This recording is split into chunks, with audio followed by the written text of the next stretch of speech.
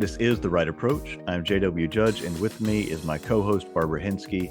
This is a podcast for writers to learn more about the craft and business of writing as we jump into a new topic every week. Our guest today is Allison K Williams. She is a journalist, editor, writing coach. She is the author of the book 7 Drafts, Self-Edit Like a Pro from Blank Page to Book. I came across Allison when I read an article of hers on Jane Friedman's website about what to do when you receive conflicting advice while querying. And people who listen to this podcast know that that's really pertinent to me because I am in the midst of the querying stuff. So that's what brings us here. So Allison, welcome to the podcast. Thank you so much. I am so happy to be here. And I loved a couple of episodes ago when Donnelly Moulton was talking about fussers and finishers. And I got to say, I am firmly in the fussing camp with my own work. Even as hard as when I'm an editor, I try to move my clients into the finishing camp. Yeah, I thought that was really practical. And I am very much a finisher because I don't like futzing about with details. And so I thought that was a really good explanation and I really liked it. And, you know, I hear about people who talk about they've been working on their manuscript for 10 years. And I'm like, I'm sorry, what? Yeah. Well, I got to say, sorry, go ahead, Barb. No, I was just going to say, Jeremy and I are alike on that. There's no way. See, I have a novel that I've been working on for just about 10 years. In that time, I have published 2 other books, and I have also started writing another novel. And then, of course, I also blog regularly and, you know, write and do other stuff. I think for me, the more a work is close to my heart, the harder it is to finish it up and let it go. Whereas with my writing craft book, 7 Drafts, I cranked that sucker out. I mean, I tell the story sometimes of how I got the publishing deal because I sold the book on proposal, and I took all of the rough material and the ideas I had for the book and put it all in Scrivener and made it an outline and figured out, okay, what needs to be rewritten, what needs to be new, you know, what am I missing that needs to be in here? And then I checked into a hotel for 5 days and wrote 40,000 words, and then gave it a week and then checked back into the hotel again for another 5 days and wrote the other 40,000 words, you know, so it really depends on the book for me. Gosh, now let me ask you this because my mind is spinning. So you checked into the hotel for 5 days. Were you dictating or were you on your laptop? I was on my laptop. Now, bear in mind, about half of the book had previously been written in some form. I had written it as a blog post, or I had left a lengthy Facebook comment with writing advice, or I had written it in an editorial letter to an author. So some of it was the process of assembling the material, and some of it was the process of revising the material. Oh, well, then that would have been easy. Not. Nothing makes you creative like a deadline. Wow. Well, I can certainly understand, you know, the work that's close to your heart is harder to ever say it's finished. And I don't know, like, I that makes sense to me. I think that maybe I keep a degree of distance between the fiction works that I'm writing, and maybe I don't have, for better or worse. I'm not saying one thing is better than another. I don't know that I have that degree of attachment to them. I mean, I pour myself into it and it's hard work and I enjoy it, but I don't know that, or maybe I'm just geared different because I don't feel like it's something that I have a hard time letting go of and saying this is done. And maybe that's just because I'm not a details oriented person. What about you, Barb? Well, you know, I beat myself up with that as well. Because I always have to go back in and add descriptive detail. You'd never know what color hair any of my characters had if editor wasn't torturing me to get me to add that. But there's just something about completing the project that is just so, whether it's important to me, because I do write one series that's really got my whole heart and soul in it, my Emily series. And I just gotta finish stuff. I Just am check at a it off stage that right list. now in the novel that I'm currently working on where I really needed to figure out how to execute a jewelry heist. And I've been trying to think it through because I've set up a bunch of clues earlier in the manuscript. And this is the scene where I need several of them to really pay off.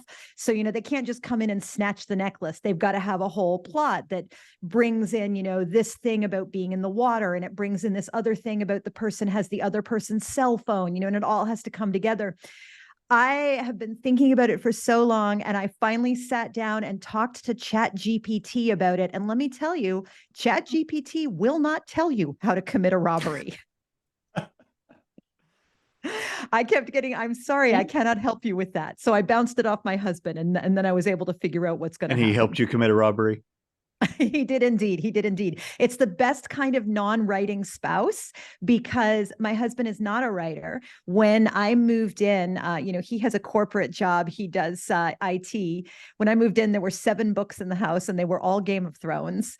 And the thing is, though, over the past few years, he's learned about dramatic structure because I talk about it so much. And he says I have ruined bad movies for him because he used to be able to just turn on a movie and let it play and let it wash over him. And now he's like, oh, I already know exactly what's going to happen. Yeah, that's definitely true. In Yeah. reading, even marketing books, several years ago, I read a book by Donald Miller. And it was a marketing book for businesses, and it's called Building a Story Brand. And, it's basically the hero's journey, but for business. And he warned you at the outset, I'm using movie comparisons all throughout this thing. And so I'm going to ruin movies for you.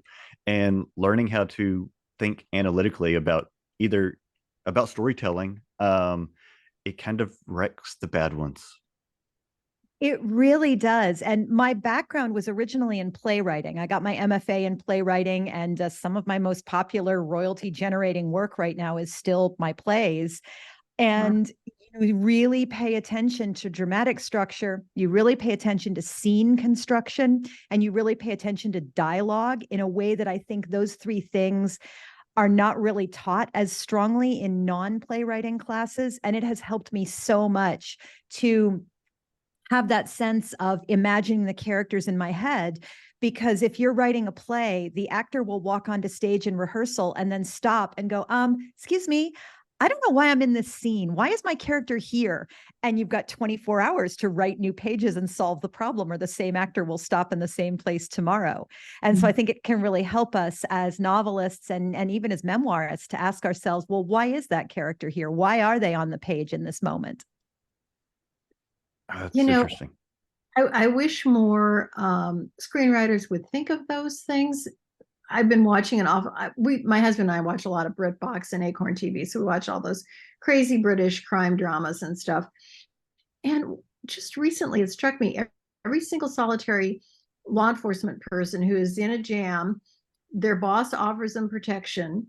They all say, "Oh no, I don't need that," and then they go off into some creepy, dark, scary basement that, and of course they get ambushed. Well, no one ever said, "No, I don't want protection." No one. When myself and my family is in danger, and nobody goes into a creepy basement in the dark. They don't. And they don't go without guns and stuff. So what is with these writers? And it's hard as a viewer or a reader. You see this stuff that people would never do. You don't identify with it. And, you just check out. You're done. It's that suspension of disbelief. And that's the thing. I mean, we can make our character go down into the creepy dark basement alone if there is a compelling reason that we have carefully set up for the reader to believe. And I think that's so much the case when we get into world building. And it's not just what does the map look like? How do we get from town A to town B? It's also, well, what kind of manners and morals are there in this world? What kind of place is this? And even if you're writing a memoir, what's it like to live in the 1970s versus living in the now? What things are different, what things are the same, and that affects your behavior.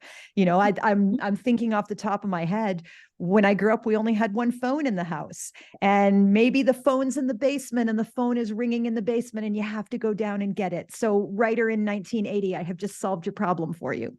Yes. Yes. That's exactly right. That's so I'm between projects right now, figuring out what to write next. And one of the ones that I've written a few chapters into, I intentionally set in 2004. Like the opening scene is on the night of the Friends finale. Was that 2004? Whatever it is.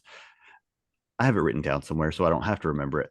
But it's 2004, I think. And, it's the night of the Friends finale because some things are going to happen that I know now that I don't want to have to deal with texting. And I don't want to have to deal with all these other things. And there's other compelling reasons. It's not just so I don't have to deal with cell phone technology. But I know going in, like that is a part of the choice I made to set the world in that time and that place so that, I don't have to deal with it. And I think this comes back to the thing I wrote for the Jane Friedman blog about conflicting advice, because it is very natural. If we're in a writing group, we get conflicting feedback from our colleagues in the group. Mm-hmm. If you hire two editors, they will give you conflicting feedback, even if they are both incredible, excellent editors. And the challenge as the writer is we have to look around and say to ourselves, okay, which piece of feedback makes me go, okay, yeah, I thought I could get away with that, but I kind of knew it wasn't working. And which piece of feedback makes you go, did you even read what I wrote?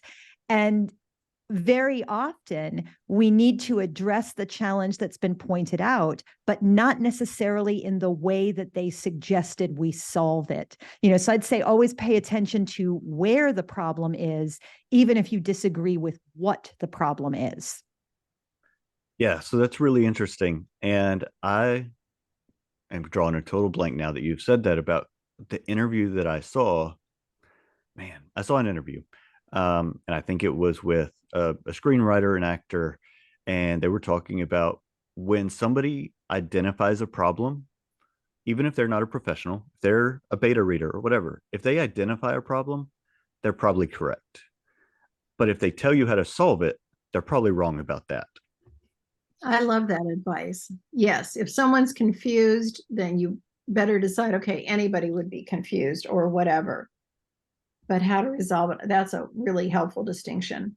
Yeah. It's like if you're a person with children, when your child comes to you and says, I'm hungry, well, you could fix that by handing them a snack. You could fix that by giving them money to run out and get the ice cream van. You could fix that by saying, go into the kitchen, you know how to open the fridge. You could fix that by saying, not tonight, honey, your dinner's in 30 minutes. There's all different ways, and we tackle that so much in real life. And I think we forget how deep a capacity we have for flexible problem solving just in the day-to-day activities of our lives. That's a very good point. So let's talk about querying, because querying is a drag. It really is. Okay, we're going to start there, because people talk about your query letter, and I've read a lot about query letters, but the problem is now between the query tracker and the online querying versus there's not just one query letter. It's different. There's many different variations of it. So you do it. Most of the time that you send it out, you are sending it out into the void and you will never hear anything. Or you will get a rejection with nothing attached to it. Sometimes, if you're lucky, you will get a decline with feedback. And so I was very specific. I created a spreadsheet. Listeners know that I love a good spreadsheet. Me too. Me too. Yeah, I created a spreadsheet and did a ton of research on people I wanted to submit to, and then sent them off. After one of our episodes that Barb and I did a couple of months ago, we were talking with the interviewer, and they said, hey, you need to get the daily email from Publishers Marketplace and use that. And so I've used that to continue my research and find other people who, who are active and making deals and that I hadn't already submitted to and want to do it that way. So doing all that, when you get feedback, sometimes it's helpful. Sometimes you get feedback that conflicts with what other people have said. What have you found useful to be a tool to deal with that and figure out what changes need to be made to the project? So one of the key things to remember is that it's not that agents don't give feedback because they're mean. Agents don't give feedback for two reasons. One, they don't have time because the agent is working for free until they sell a book. So how much time do they owe us as authors when we are not yet their clients? The other thing to remember is that very often the agent won't give feedback because they don't know what the problem is. They only know where they stopped reading. And so the agent might say to you, oh, well, your problem is your main character is unlikable, when in fact they only read the first 5 pages. Maybe you solve that problem on page 55 and your solution is actually, oh, you need to cut the first 50 pages of your book, which, don't knock it. I've had a couple of writers do that and it made the book immeasurably better because it cut all that time of telling the story to ourselves that we do in early drafts. But I think for me, what has been the absolutely most helpful is talking to agents in person. And this is where we can really actually thank the pandemic, a tiny little silver lining bit, in that there are a lot more agent pitches and writing conference events that happen online. You don't have to buy a plane ticket. You don't have to find a sitter. You don't have to find somebody to walk the dog. You don't even have to wear pants, just don't stand up in front of your Zoom camera. But what was really revolutionary for me, I went to the Writer's Digest conference in New York in 2018, I think it was. And I was querying a novel that I have since finished and I'm getting ready to send to my agent. Oh no, what if she hates it? And they did an event, and I don't know if they still do it, but they did an event where there were 65 agents seated at tables in a ballroom. And the authors had signed up to be part of this pitching event. And every hour, they released 200 authors into this ballroom, and they rang a bell every 5 minutes. And you had to stop talking if the bell had gone off and move on to the next person. Well, there was nobody at the conference who was my quote unquote dream agent. So I printed out for myself a list from the conference website of every agent who was supposed to be present. And I made little notes on my printout. I was pitching 2 different books at the time, a novel and a travel memoir. And I went, okay, if I talk to this agent, this is what I talk about. And I've looked her up. I probably did 5 or 6 hours of research before I went. It was a plane ticket. It was worth my time to invest in it.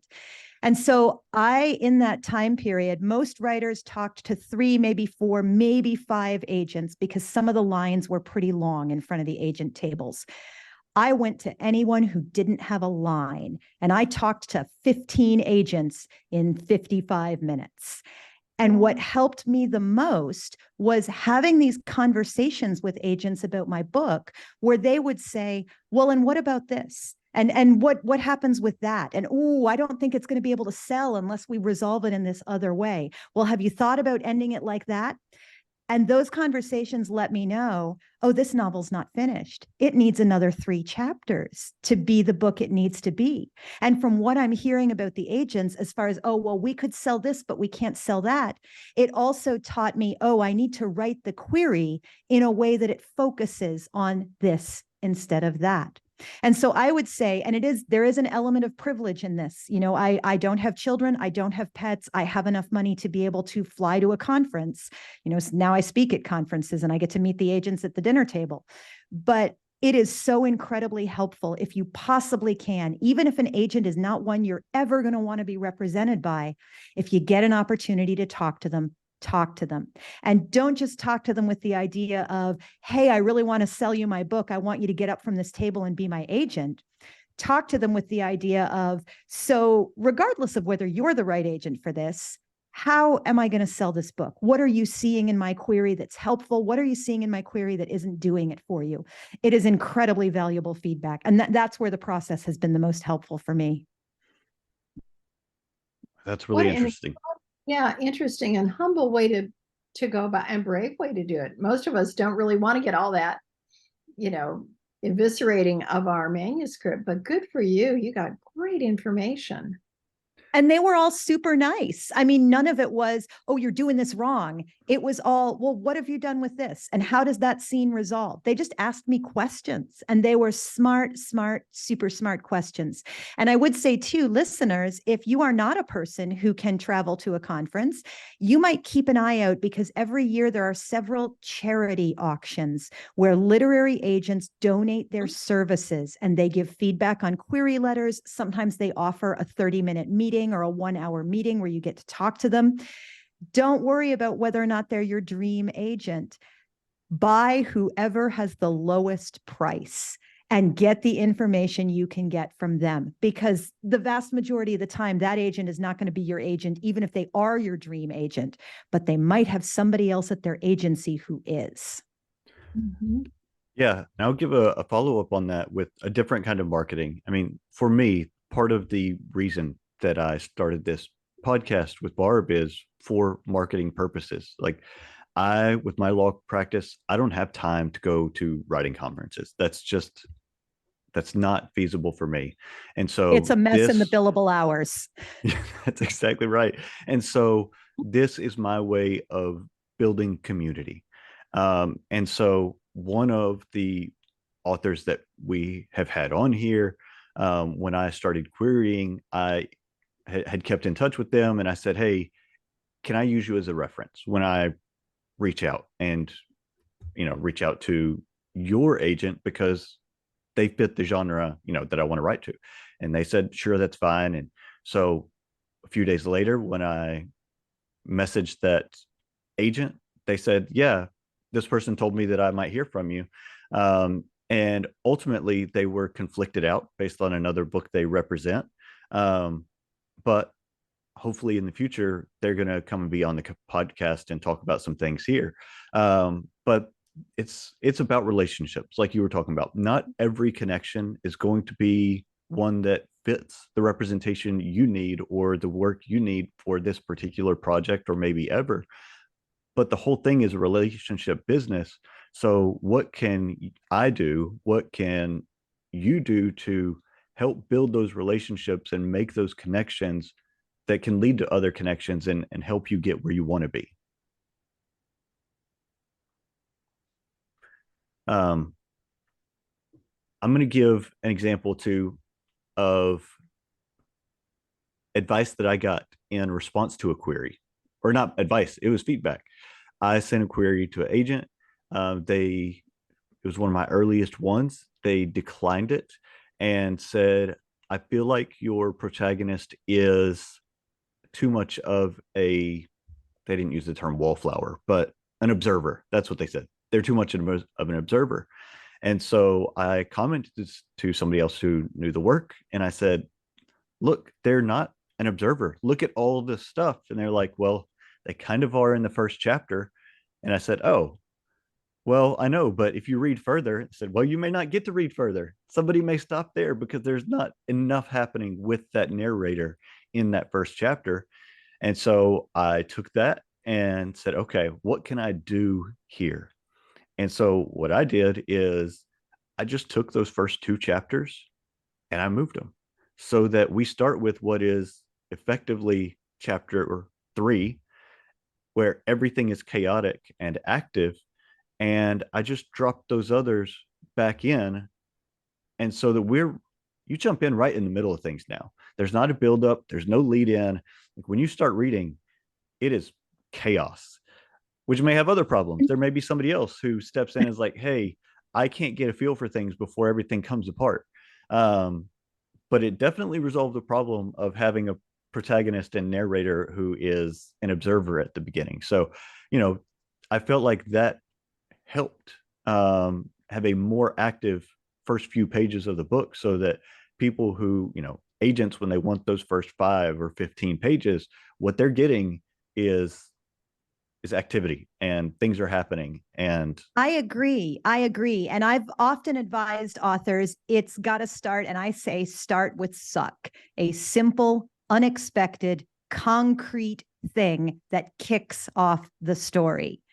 And I've gotten pushback a couple of times. And, authors are like, oh, well, people don't have good attention spans these days. And, we should tell stories like the classic authors did. And I'm like, really? You mean like that classic Hamlet? Oh, hey, Hamlet, I saw a ghost who looked like your dad last night, and there he is right now, or the beginning of Pride and Prejudice. Oh, wow, a new guy moved in next door. I think he's rich. Let's see if we can unload one of our 5 daughters on him. Go meet him right this minute. It's in the first paragraph.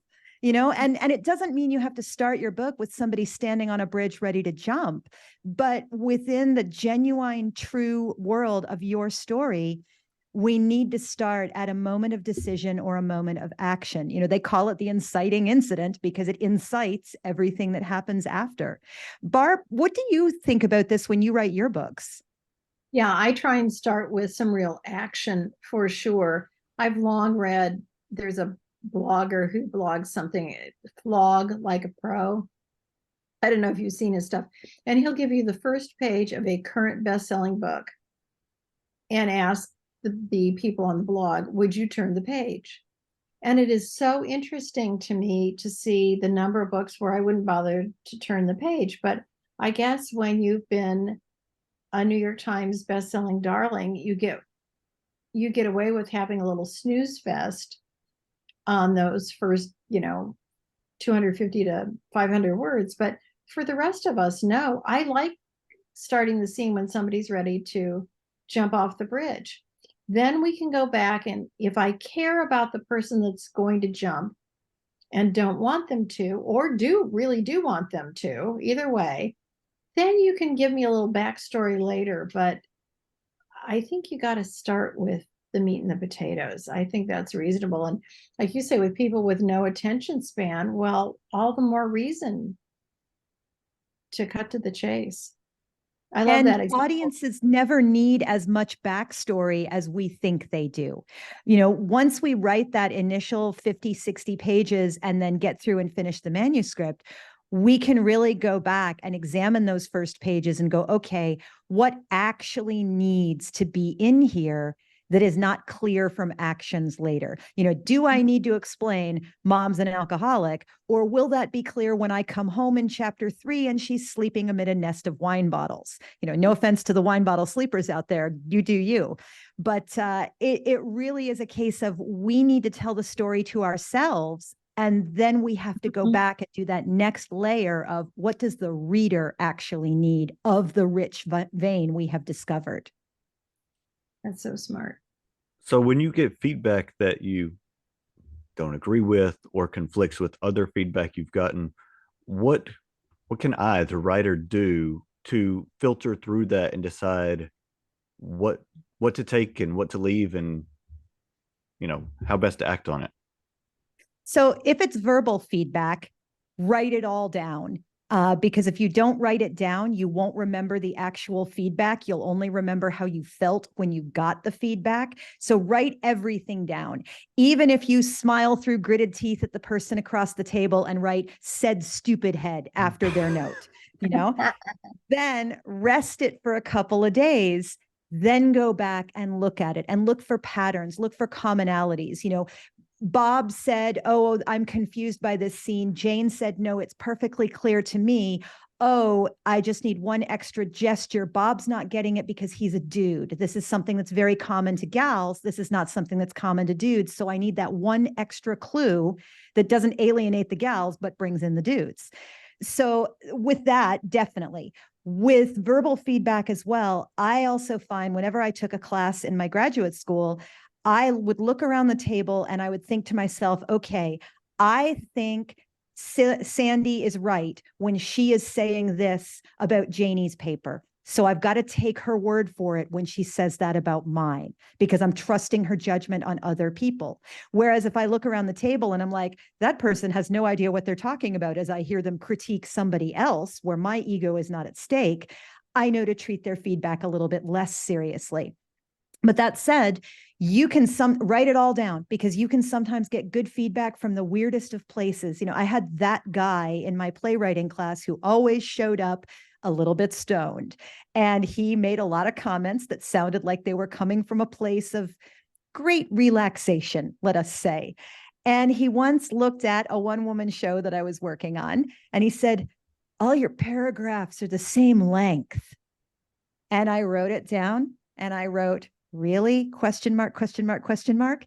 And then about 6 weeks later, when I was actually in rehearsals, because the show did actually get mounted and tour, I realized, oh, there's a rhythm problem going on here. Oh, Lord, it's because all of the paragraphs are the same length, so out of the mouths of babes, as they say. But I think, too, when you get any feedback at all, let it sit for a couple of days, read it, feel the pain. I have a wonderful editor for my plays. Lindsay Price is one of the publishers at Theater Folk. She's an incredible editor. And whenever she gives me feedback, and I know she's good, she helps me sell lots and lots of plays. I still feel hurt and angry for the first day. And then I calm down a little and I read the feedback again. And then I take great pleasure in solving every problem in a way that is not what she recommended, but it makes the play better.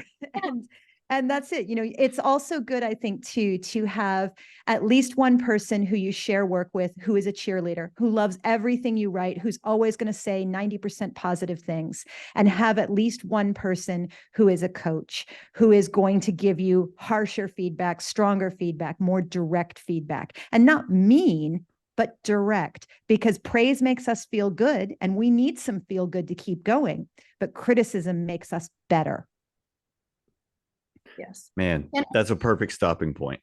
Yes. Unless you were going to contribite there, Bob. All right, Barb. I was just going to say one thing. For people who are self-published and source your own editors, it is perfectly fine not to don't buy into the myth that an editor that is critical and will really hold your feet to the task has to be mean. There is never an excuse for someone to belittle or be mean, just be mean to you. That doesn't, we're creative souls. That just is soul sucking. So I agree. They've got to be on your side the entire way. Yeah. So if we're getting ready to wrap up, I will just mention to your listeners that if you are querying, I am teaching a webinar October 18th about querying your memoir. Some of the basic principles will also apply to those querying fiction, and it's through Craft Talks, which is craft-talks.com. And I would love to see some of you there. Excellent. Where else can people follow you, find out more about the work that you're doing? I am at AllisonKWilliams.com. And if you look for Allison K Williams, I'm the only one. That's why I have the K. You can sign up for my mailing list there. I send out a monthly free newsletter that talks about free and paid writing events. I'll also be hosting a writing retreat aboard the Queen Mary 2 in April and May of next year. We will cross from London to New York with Jane Friedman, Dinty W. Moore, and me teaching and leading. And we will all write the heck out of ourselves. And if you are not normally a cruise person, I will just let you know there is afternoon tea every day. There is no limbo. There is no karaoke, and there is no wet t-shirt contest. That's great. Well, thank you so much. I've really enjoyed the conversation.